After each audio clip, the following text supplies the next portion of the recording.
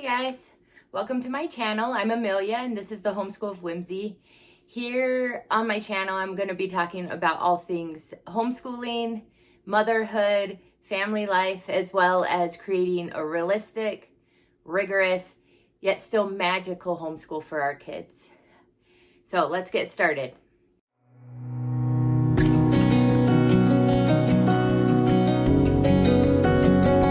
So for today's video, I'm going to be talking about my upcoming first graders curriculum for the 2026-2027 school year. So for this upcoming school year, I'm going to have a 6th grader, a 3rd grader, and a 1st grader, as well as a toddler that just runs around and hangs out with us. So this video specifically is going to be about my 1st graders homeschool curriculum for this coming school year, 2026-2027.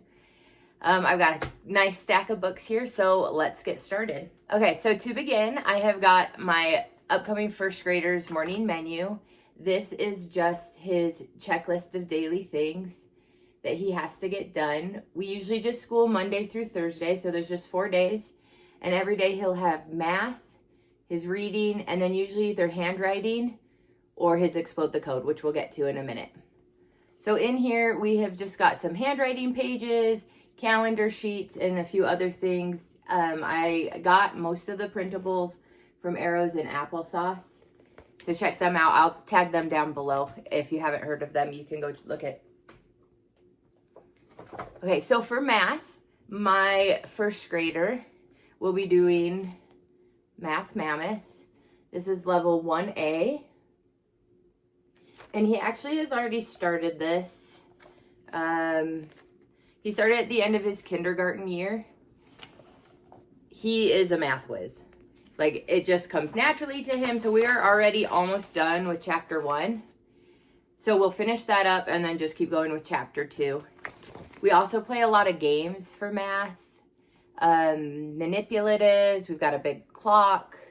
If you're interested in seeing kind of the hands-on things that we use for math, let me know and I can make another video about that. But as far as curriculum goes, Math Mammoth, he will use 1A and 1B this year. Next up is reading. So for his kindergarten year, we finished All About Reading level 1. And so he will just be moving into All About Reading level 2.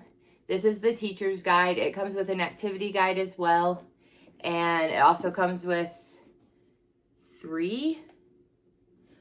just 2 readers. So this is the first one that we're going to start with, What Am I? And just so you can kind of see like what it's like inside.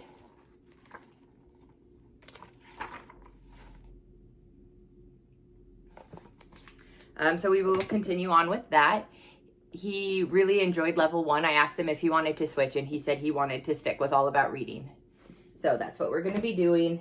And then on top of that, for reading or language arts, we're also going to be doing Blossom and Root Language Arts Level 1, which I have done some of the Blossom and Root science levels before. I have never done a language arts, but this just felt like it was a good supplement to the All About Reading for him in 1st grade.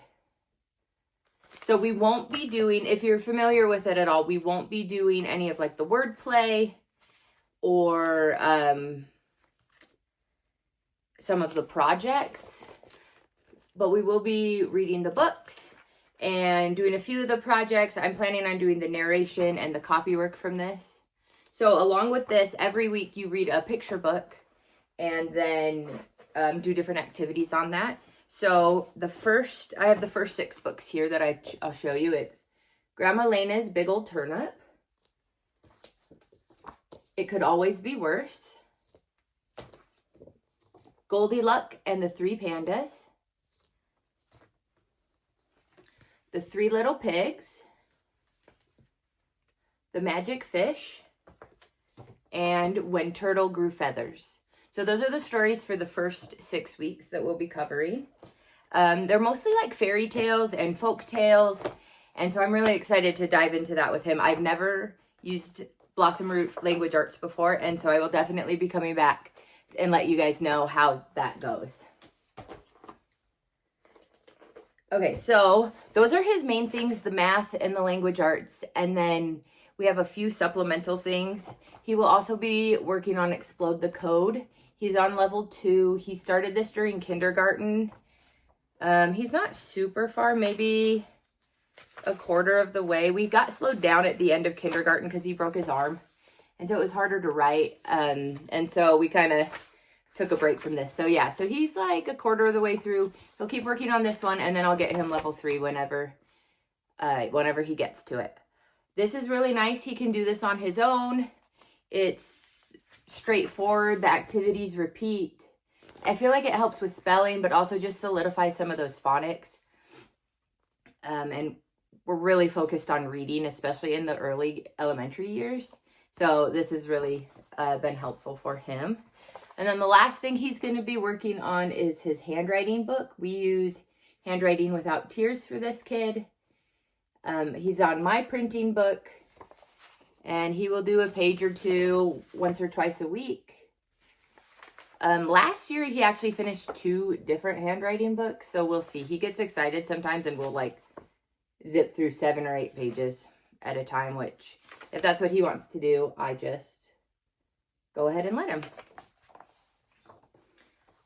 Okay, so that was his handwriting. And then we also have a narration notebook that we're going to be using. I like these Canson XL mixed media books. It's not quite an 8.5 by 11. Oh, it's a 7 by 10. I just think it's a nice size. It's not overwhelming when you're writing or drawing a picture. So again, we use this in kindergarten, and he's done various things in here. Written poetry, some story of the world activities we did last year, some mapping, just some basic things like that. But we didn't use a ton of it. I mean, he's only in kindergarten, so he didn't have to do a ton. We're going to use it a lot more this year. So I'm just going to keep this and keep using it. We use this for like narration, especially for history, science. If I want them to narrate like a story that we've read together, I'll have him draw a picture and then I will write it for him. As he gets better at writing, he will write his own or he'll copy what I write.